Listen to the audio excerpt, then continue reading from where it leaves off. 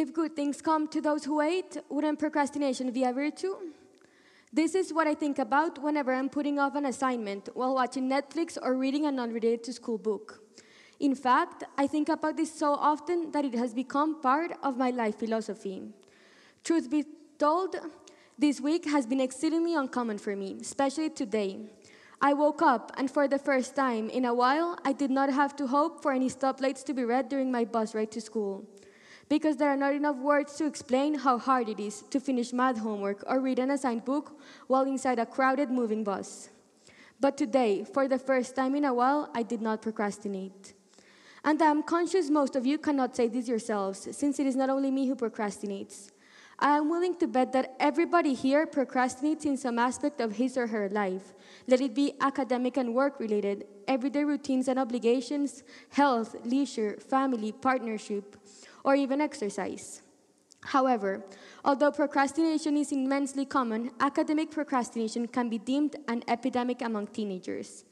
And after contemplating this idea for a while, my group members and I started to consider that students become procrastinators because their learning does not motivate them and because they're under a lot of stress due to their work.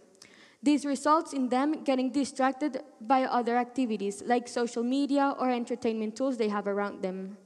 Plus, we need to keep in mind that procrastination is part of our evolutionary makeup, so students should not entirely be blamed for this phenomenon. Now, all of the subfields of psychology have a different explanation for procrastination. For instance, evolutionary psychologists believe that human beings procrastinate mainly because of the evolutionary struggle for survival. In other words, procrastination is genetically programmed within us.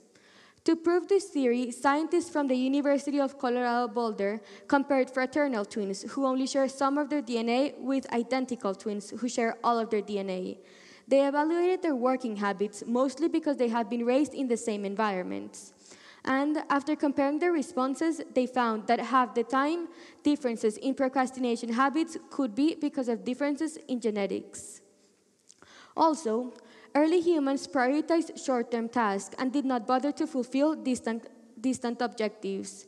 It was frequent to make rash decisions and avoid all sort of planning. Last-minute hunting or gathering food a day at a time was immensely common, and those who procrastinated the most had better odds of survival. Therefore, it is likely that some behavioral traits were passed on to their offspring, since those who procrastinated the most managed to survive and served as an example for future generations that putting off tasks for the last minute was the best way to ensure survival. That is why currently, in 46% of the cases, procrastination can be attributed to genetic variations. But why has this theory caused such an impact among the scientific society? The answer is very simple. The theory makes sense. We are still acting like our ancestors did, making abrupt decisions and setting short-term goals. Moreover, lack of motivation to complete an assignment causes procrastination. This lack of motivation can be provoked by multiple distinct factors, such as the fear of failure, perfectionism, anxiety, or simply because students are not engaged with the assigned task. Studies by the Center on Education Policy expose that 40% of high school students are chronically disengaged from school, either because they do not want to learn what they are learning or because they feel they could be doing more productive activities. Plus, a survey carried out in which 50 students from our school, ColegioBolivar, were interviewed demonstrates that 100% of them leave doing their academic tasks until the last minute since they are not motivated to complete them. This poses a significant problem since it appears that by not being able to engage their students and help them develop the want to learn, the school system is creating procrastinators. As a result of their lack of motivation, students get distracted by the entertainment devices available to them. Consequently, they prefer to engage in other activities like checking social media, playing video games, or watching movies.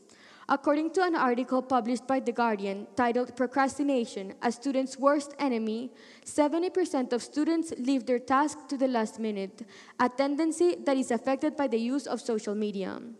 And it is important to keep in mind that most people blame this habit of procrastination on the excessive use of electronic devices. However, social media However, this obsession with social media and distractions may be the result of lack of motivation, stress, and the anxiety that students are going through. After all, if students were inspired to learn through their schoolwork, they would not be leaving the completion of their work for the last minute. Therefore, the key to fight off procrastination might be motivation towards learning instead of the confiscation of these electronic devices. To conclude, if you've ever procrastinated, first of all, understand that it's okay. We've all been there. Procrastination is literally wired into our brain since our ancestors did it, and this trait has been passed on to us, the future generations. At the end of the day, we are just humans, and sometimes we are tricked into this habit. Now, let's quickly review the process of procrastination. First, some students procrastinate because they decide to choose to do other activities instead of completing the tasks that they do not enjoy. And since they are not motivated to complete the assigned task, they become distracted by other activities like social media and other electronic devices. Yet, even though as human beings we are inclined to procrastinate, fortunately, there is a simple cure for procrastination, and it's called precrastination. This uncommon phenomenon is the opposite of procrastination, and it involves the completion of tasks as soon as they are assigned. Doing so may relieve working memory, since if one completes a task immediately after it is assigned, one does not need to remember it afterwards. Additionally, delaying tasks results in worse performance, so precrastination is a viable way of enhancing performance. Plus, accomplishing small tasks produces a rewarding feeling. Therefore, we should break larger tasks that we tend to procrastinate into smaller ones in order to complete them quicker. Now, I want to finish by challenging all of you to begin procrastinating today. Not next month, not next week, but today. This way, we can finally stop the thief of time. Thank you.